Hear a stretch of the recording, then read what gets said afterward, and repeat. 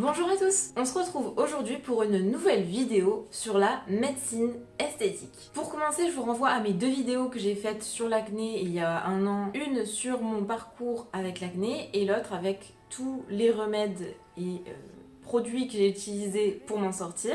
Et par la suite, il y a quelques mois, j'ai fait une vidéo sur les LED que je vous mettrai dans le petit i et toutes les vidéos seront en barre d'infos dans tous les cas. Pendant ma première vidéo où je vous expliquais mon parcours avec l'acné, je vous avais expliqué que j'avais fait des peelings chez une dermatologue. C'était un programme peeling plus nettoyage de peau plus LED. J'ai fait ça pendant plusieurs mois. C'est ça qui a grandement aidé à faire m'en sortir avec l'acné. Et les LED notamment, les LED que je faisais chez la dermato qui étaient très puissantes, qui étaient très actives sur ma peau, donc vraiment très efficaces. Et d'autres LED que j'ai achetées qui s'utilisent à la maison, qui sont moins efficaces et moins puissantes, mais qui fonctionnent quand même très bien. Aujourd'hui, on va se concentrer du coup sur les derniers actes que j'ai fait, c'est-à-dire tout ce qui est laser et les injections. On va commencer déjà la première partie, on va parler du laser. Comme je vous l'ai dit, le laser, je l'ai fait au bout d'un certain temps, après avoir préparé ma peau, d'avoir été libérée de mon acné, de n'avoir vraiment plus que quelques boutons de temps en temps, puis d'avoir une grosse acné inflammatoire. Ils refusent de vous faire du laser tant que vous avez une acné très active. Je sais qu'il existe des lasers spécialement pour endiguer l'acné, sauf que du coup, ça fait à chaque fois que vous avez des boutons, donc ça je pense que c'est pour les stars, parce que vu le prix que ça doit coûter, si à chaque fois que t'as un bouton et que t'en as tout le temps 50 000, tu dois faire du laser, t'es mal parti, hein. Donc c'est pour ça qu'il y a tout un protocole avant pour se débarrasser d'abord de l'acné et ensuite en venir au laser pour ce qui reste, c'est-à-dire les cicatrices. Là, ça ne se voit peut-être pas. Là, je vous avoue que sur l'écran, je ne vois pas parce que je suis quand même assez loin. Mais dans la vraie vie, ça se voit. Je vous assure que j'ai, sur toutes les joues, j'ai des cicatrices en creux. Enfin, ça se voit, il n'y a pas de doute. Ce n'est pas quelque chose que j'aime spécialement chez moi. Donc, j'ai voulu l'endiguer et revenir à mon état basal de peau normale et lisse. Malheureusement, vous allez voir que c'est compliqué. Ce n'est pas impossible, mais pour certaines personnes comme moi, ça peut être très compliqué. Ce que j'ai fait, moi, c'est 3 fois du laser. Il faut savoir que le laser, c'est pas en une fois qu'on voit les résultats. Enfin, on peut voir des résultats en une fois, mais il faut le faire plusieurs fois pour vraiment venir à bout de ces cicatrices. Alors moi, ce que j'ai fait, je regarde mes petites notes en bas pour pas vous dire de bêtises, parce qu'il y a plusieurs types de laser. Le laser que j'ai fait pour les cicatrices s'appelle le laser CO2 Smart Design Touch à 60 watts. Avec les années, la puissance des lasers et tout ça, ça augmente. Donc moi, je l'ai fait déjà il y a 3 ans, peut-être plus. À ce laser est associé de la radiofréquence synchrone DK. Je vous lis ce qui est écrit sur ma petite fiche pour qu'on m'explique ce qu'on vous fait quand même. Parce qu'avant de faire du laser, bien entendu, il y a une petite feuille qui vous explique ce que vous devez faire, à signer pour vérifier s'il jamais il y a un problème. C'est quand même un acte, c'est pas de la chirurgie, mais c'est de la médecine esthétique. Il peut y avoir quand même des trucs après si jamais, normalement il n'y a pas trop de risques, mais on sait jamais. Après j'ai fait des LED, donc rouge, jaune et infrarouge. Donc en fait les LED c'est ce que je faisais déjà avant, c'est vraiment les LED à la fin de la séance de laser. Ça permet surtout de calmer l'inflammation, de calmer les rougeurs, de ressortir du cabinet pas trop, t'as pas trop l'air d'une... Et ça aide beaucoup à la cicatrisation aussi, qui est une cicatrisation plus rapide. Premier laser.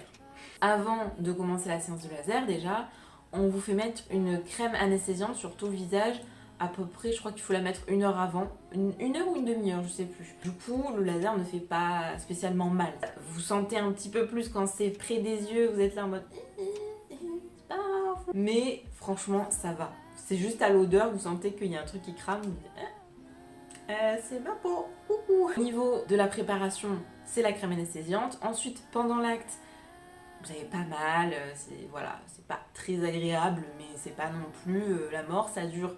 Allez, selon le nombre de cicatrices que vous avez, parce que moi j'en ai beaucoup, et même moi il y en a beaucoup, au final ça dure 10 minutes. Allez, 20 minutes vraiment grand max, mais je crois pas que c'est duré autant de temps. En fait ce qui est long c'est vraiment l'avant, l'après, parce qu'après, bon bien sûr on fait aussi les LED, on regarde, on met la crème, machin, mais l'acte en lui-même de mettre le laser partout, c'est très rapide, c'est 10 minutes. Ce qu'il faut savoir, c'est que la première fois, on agit sur les cicatrices que j'avais, plus les pores de la peau. Je savais pas qu'il y avait deux choses différentes. Elle m'a dit, ah ben on va faire aussi les pores de la peau. Et je dis, ah bah oui, allons-y, hein, tant qu'on y est. Si on peut tout faire, si ça fonctionne, moi j'y vais, hein, y a pas de problème. Alors, ce qu'il faut savoir, c'est que, par contre, le laser pour les pores de la peau, c'est tous les pores de la peau, enfin, ceux qui sont ouverts, pour après le laser. Donc il faut savoir que de base, le laser, c'est une éviction sociale de à peu près 3 jours, il me semble, 3-4 jours, ça dépend en fait, parce que après le laser, vous allez avoir des petites cicatrices et des petites croûtes qui vont venir sur tous les endroits où elle est étalée. Donc, quand c'est que sur les cicatrices, vous avez des croûtes sur les cicatrices. Et quand c'est sur les pores de la peau, vous avez des croûtes sur toute la surface du visage. En fait, je me suis retrouvée recouverte de petites croûtelles. Alors bon, c'est pas grave, ça s'en va au bout de 3 jours, 3-4 jours. Déjà, ça chauffe beaucoup plus que si c'était que sur les cicatrices. Ça chauffe, ça chauffe, ça chauffe. Donc j'étais tout le temps avec mon petit brumisateur pendant 24 heures. J'étais là, j'étais en souffrance. J'avais la peau qui cramait, ça va, c'est supportable, mais c'est très très désagréable d'avoir le sentir chaud, que ça brûle et tout. Tu t'es là à mettre de l'eau. T'as la crème, elle te fait mettre de la crème à peu près toutes les heures, mais heureusement, parce que la crème qui est très très grasse, très hydratante, donc tu la mets, elle s'absorbe, faut en mettre 3 millions de couches tout le temps pour apaiser la peau.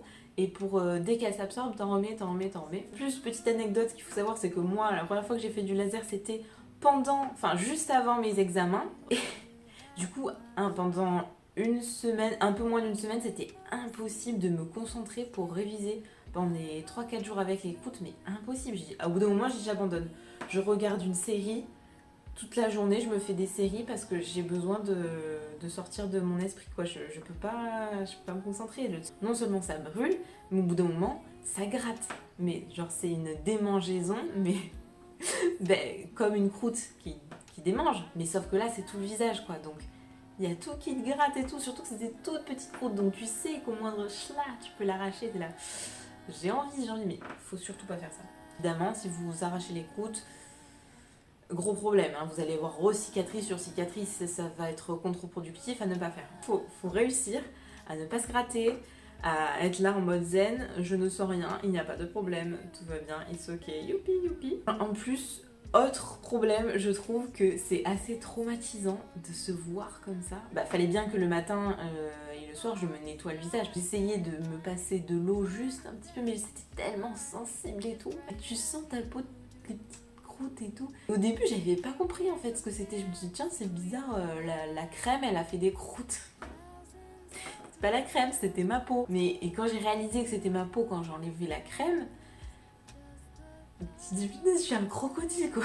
À force de le faire, je n'osais même plus me toucher. C'est peut-être moi qui suis une chochotte, hein. Ne vous inquiétez pas, c'est pas non plus un truc affreux, mais c'est psychologiquement, je trouve que c'est très perturbant. Après avoir guéri pendant une semaine, alors ce qu'il faut savoir, c'est que, encore une fois, avec cette histoire de j'ai fait le laser sur les pores de la peau aussi, pendant bien 2 semaines, je suis restée quand même rose-rouge quoi. Toutes les croûtes étaient parties, tout ça, il n'y avait pas de problème. Par contre, j'étais un peu rosée. Après avoir la peau qui soit redevenue mal, pendant bien 2 mois, si ce n'est 3, je rougissais tout le temps. Et alors, tout le temps. Dès qu'on me faisait une petite remarque, je rougissais à la moindre émotion, je rougissais, le froid, je rougissais, tout me faisait rougir. J'ai jamais été comme ça, j'avais la peau hyper active au moindre souci, au moindre stress, à la moindre émotion, triste, joyeuse, machin, chouette, froid, chaud, tout me faisait rougir. Mais du coup, c'était gênant parce que rougir à tout le monde votait. Des fois, j'avais rien d'exceptionnel, mais je rougissais.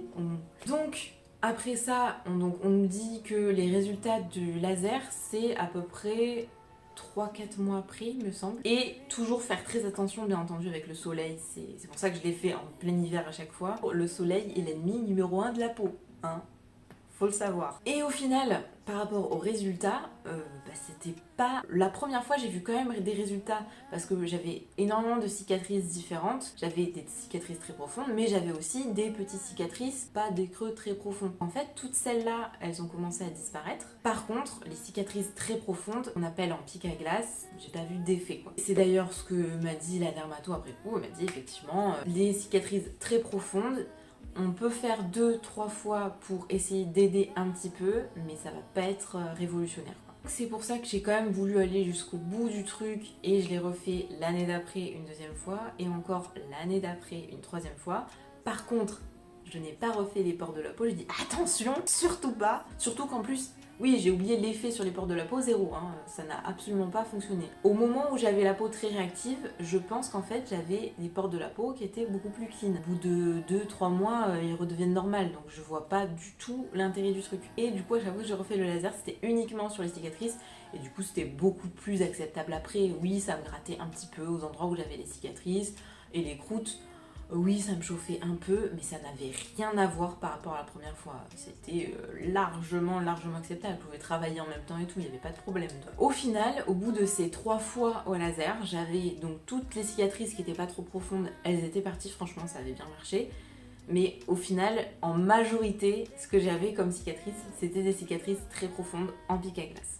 Énième solution que j'ai fini par trouver, parce que en fait, j'avais eu l'idée du truc, mais je ne l'ai trouvé nulle part, alors que j'avais déjà eu l'idée. C'est donc de faire des injections d'acide hyaluronique. Et j'ai trouvé, donc peut-être ça s'est démocratisé avec les années, mais j'ai trouvé plusieurs chirurgiennes esthétiques pas loin de chez moi qui faisaient donc les injections aussi pour les cicatrices. Dans le lot, il y en a une que je connaissais de réputation. Je suis allée directement vers celle-là parce que voilà, c'est quand même des injections, je sais pas, on ne sait jamais. Quand je suis allée voir cette chirurgienne, elle m'a proposé 2 choses. Les fameuses injections d'acide hyaluronique dont je vous parlais en dernier, et elle m'a proposé une deuxième chose. Pareil, j'ai écrit le nom sur mes petites notes. Ça s'appelle la technique du nanofat plus lipostructure. En fait, ça combine 2 techniques. Elle prélevait de la graisse dans les fesses ou autre, un petit peu, hein, c'est pas une liposuction. Hein. Et en fait, dans ce gras, il y a des cellules souches qu'elle va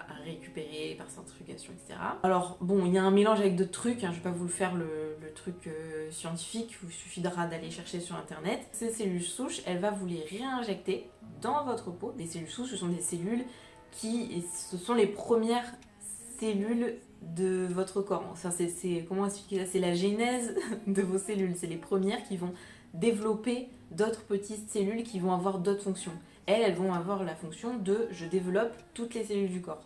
Donc les cellules souches, c'est les cellules les plus importantes entre guillemets. Donc si on les injecte dans la peau, elles vont dire « Ouh, trop bien, dans la peau, ici je vais aller développer d'autres petites cellules structurelles qui manquent. » Donc il y a cette histoire de cellules souches et aussi la lipostructure, parce que avec le gras qu'il y a, ils peuvent aussi redispositionner du gras dans la peau pour que ce soit au bon endroit, machin. Demandez au chirurgien, je ne suis pas professionnelle.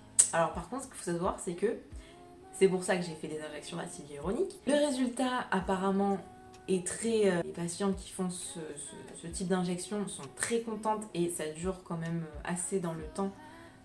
Ça peut durer plus d'1 an les effets. Il me semble que c'était ça. Par contre, il s'agit d'un acte un peu plus compliqué parce que pour retirer le gras, c'est sous anesthésie. Il fallait aller dans une autre clinique.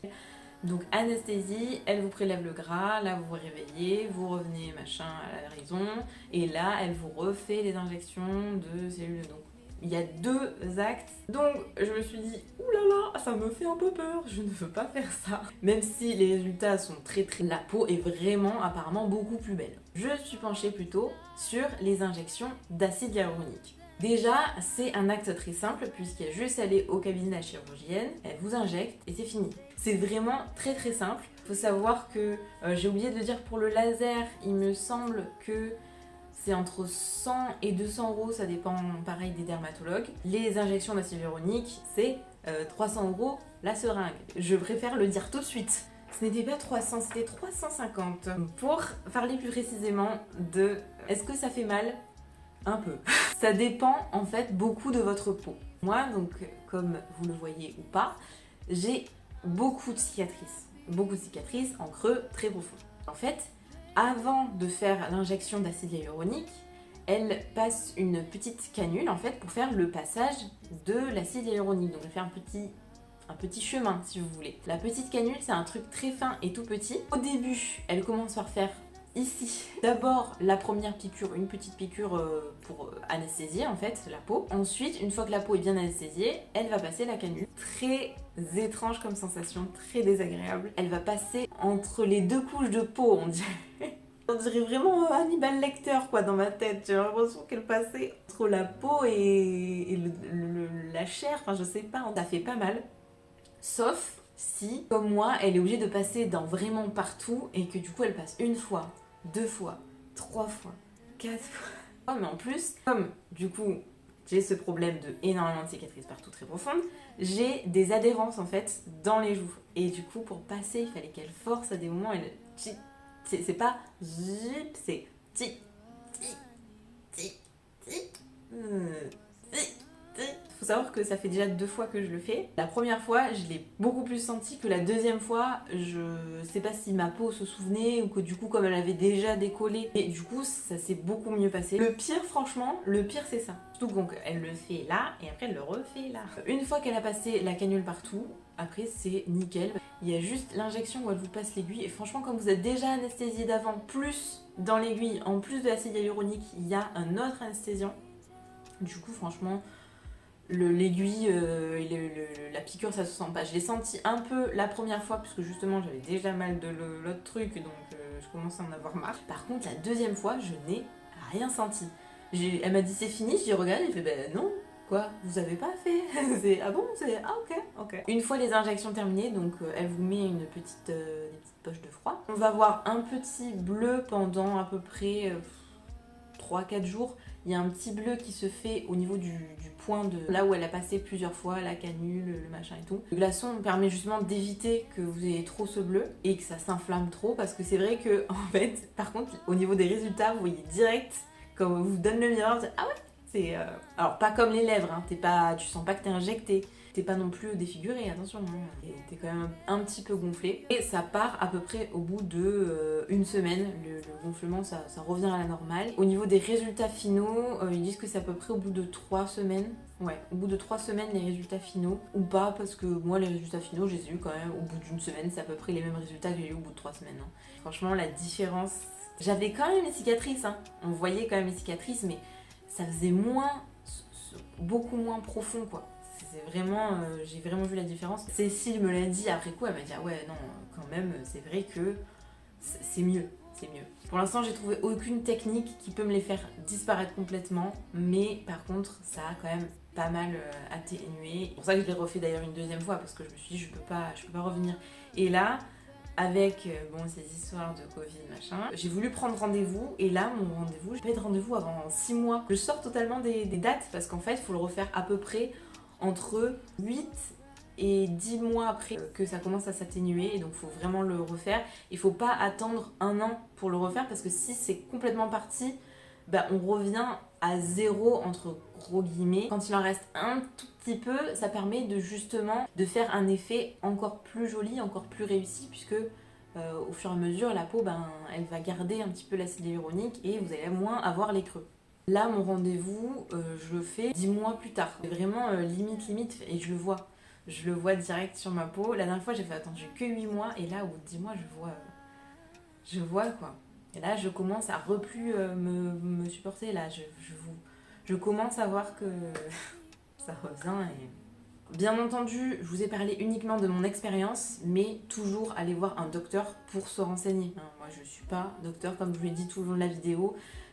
L'aspect technique, demandez-leur plus d'informations si vraiment vous êtes perdu et que vous savez pas si vous avez une peau qui suffit pour faire ou des injections ou du laser ou autre. C'était tout pour mon expérience avec la médecine esthétique. J'espère que ça vous a aidé et n'hésitez pas à poser vos questions en commentaire. Je pourrais essayer d'y répondre ou de demander la prochaine fois que je vais voir ma chirurgienne du coup.